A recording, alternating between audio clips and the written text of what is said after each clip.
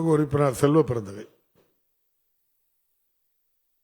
அன்புமிகு பேரவைத் தலைவர் அவர்களே, என்னுடைய தொகுதிக்கு என்னை அழைத்துச் சென்று ஆய்வு செய்து சாலமங்கலம் பகுதியில் தீர்வு ஏற்பதற்கு அன்புமிகு அமைச்சருக்கு நன்றி தெரிவித்து, இப்பொழுது இந்தியாவின் தலைமை இடமாக மருத்துவத்துறையில் தமிழ்நாடு விளங்கி வருகிறது.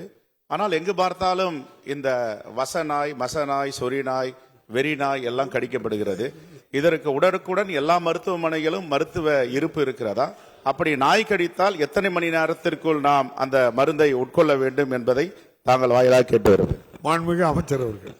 மாண்புமிகு தமிழ்நாட்டின் மாண்புமிகு பேரவைத் தலைவர் அவர்களே, இந்த அரசு அமைவதற்கு முன்னால் ஆரம்ப சுகாதார நிலையங்கள் மற்றும் நகர்ப்புற ஆரம்ப சுகாதார நிலையங்கள் 2686 இருக்கிறது. இந்த இடங்கள்ல தான் அதிகமாக கிராமப்புறங்களில் அமைந்திருக்கிற மருத்துவ கட்டமைப்பு இங்கதான். இந்த இடத்துல பாம்பு கடிக்கும், நாய் கடிக்கும், இது நாள் வரை மருந்து இல்லாமல் இருந்தது. இந்த அரசு அமைந்ததற்கு பிறகு மாண்புமிகு முதல்வர் அவர்களுடைய வழிகாட்டுதலில் பாம்பும் நாயும் அதிகமாக கிராமப்புறங்களிலும் மலை கிராமங்களிலும் தான் அதனால கடிபட்டிருக்கிற மக்கள் பாதிப்புக்குள்ளாகிறார்கள். எனவே அந்த மருத்துவ கட்டமைப்பை அங்கே ஏற்படுத்த வேண்டும் என்கின்ற அறிவுறுத்தலை ஏற்று ASV என்று சொல்லப்படுகிற பாம்பு கடி மருந்தும் ARV என்று சொல்லப்படுகிற நாய்க்கடி மருந்தும் 2686 ஆரம்ப சுகாதார நிலையங்களிலும் கடந்த 2.5 ஆண்டுகளாக இருப்பு வைக்கப்பட்டிருக்கிறது. எனவே நாய்க்கடிக்கும் பாம்பு கடிக்கும் கிராமப்புறங்களில் பயமில்லை என்கின்ற வகையில் மருத்துவ கட்டமைப்பு மேம்படுத்தப்பட்டிருக்கிறது. மாண்புமிகு உறுப்பினர் சிந்தனை செல்வன்.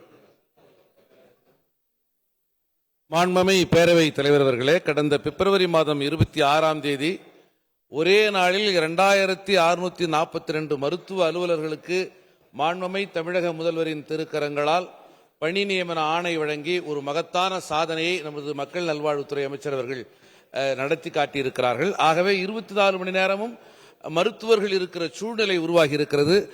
இரவு பணிகளில் பெண் மருத்துவர்கள் இருப்பதால் பெண் செவிலியர்கள், பெண் பன்முக மருத்துவர்கள் என முழுவதும் அந்த மருத்துவமனையில் பெண்கள் மட்டுமே பணியாற்றக்கூடிய சூழல் இருப்பதால் அவர்களின் பணி பாதுகாப்பை உறுதிப்படுத்துகிற வகையிலே இரவு காவலர்களை நியமனம் செய்ய அரசு முன்வருமா என்பதை தங்கள் வாயிலாக கேட்டு வருகிறேன். மாண்புமிகு அமைச்சர் அவர்கள்.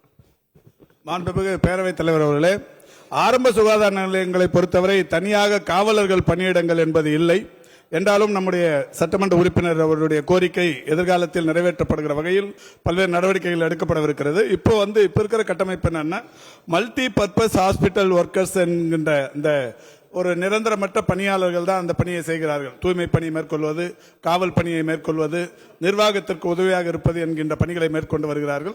நிச்சயமாக அவர் சொல்வதைப் போல இந்த 2686 ஆரம்ப சுகாதார நிலையங்களிலும் இந்த மல்டி பர்பஸ் ஹாஸ்பிட்டல் ஒர்க்கர்ஸை காவலர்கள் என்கின்ற வகையில் தனி கவனம் செலுத்தி அவர்களுக்கு பணியாணைகள் வழங்கப்படும். இது இல்லாம எல்லா ஆரம்ப சுகாதார நிலையங்களின் பாதுகாப்பை கருத்தில் கொண்டு மாண்புமிகு தமிழ்நாட்டின் முதலமைச்சர் அவர்கள் கடந்த ஆண்டு நிதிநிலை அறிக்கையில் எல்லா இடங்களிலும் CCTV கேமரா பொருத்த செய்து அதை சென்னையிலிருந்து கண்காணிக்கிற அளவில் ஒரு பெரிய கட்டமைப்பு மேம்படுத்தப்பட்டிருக்கிறது. எனவே ஆரம்ப சுகாதார நிலையங்களை பொறுத்தவரை ஒரு பாதுகாப்பான கட்டமைப்போடு இயங்கிக் கொண்டிருக்கிறது என்பதை மாண்புமிகு சட்டமன்ற உறுப்பினருக்கு தெரிவித்துக் கொள்கிறேன். செய்திகளை உடனுக்குடனும் துல்லியமாகவும் தெரிந்து கொள்ள சப்ஸ்கிரைப் பண்ணுங்க.